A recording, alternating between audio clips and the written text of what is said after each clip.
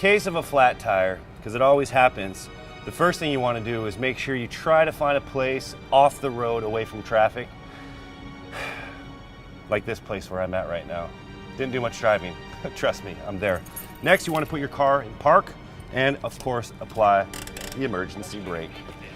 Feel free to get a towel because as you change your tire, you're gonna get sweaty, it's gonna be ugly, and it's not gonna be fun.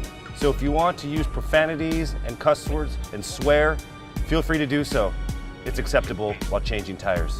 So here we are again in the trunk. Now, if you guys listen to what I said before, I've already given you guys tips on things that you need to keep in your car to help you in situations like this. Starting off with this.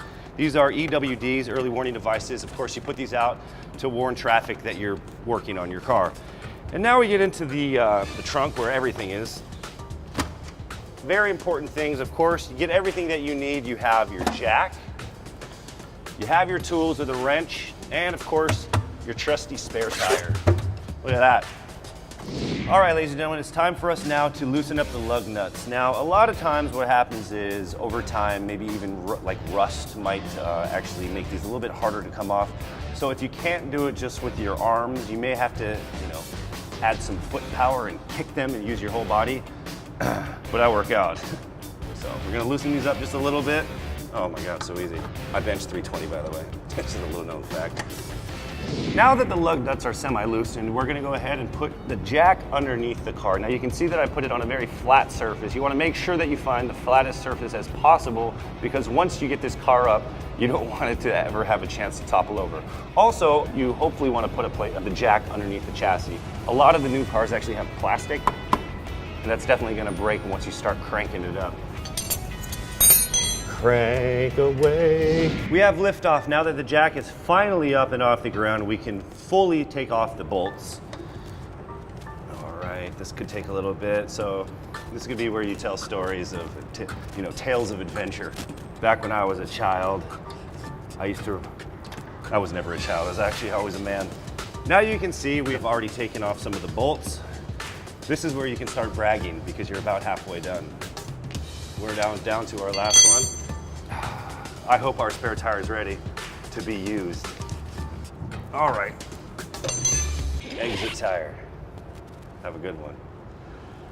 Tire, halika dito! I know.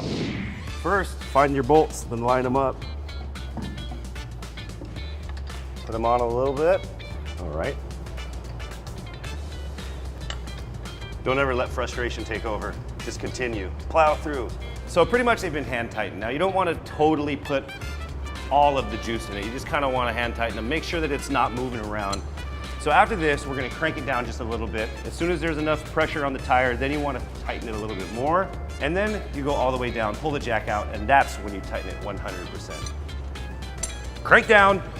So now that the car is finally down, jack is out, it's time for you to fully tighten everything as tight as you can. With all your muscles, with all your power, with all your might. Of course, for all you mortal men out there, you'd have to use your feet. But for people like me, who are good at kind of everything, you just use arm strength. Of course, you're gonna go kind of cross, weight displacement. It's science, people. And that's it, folks. Success.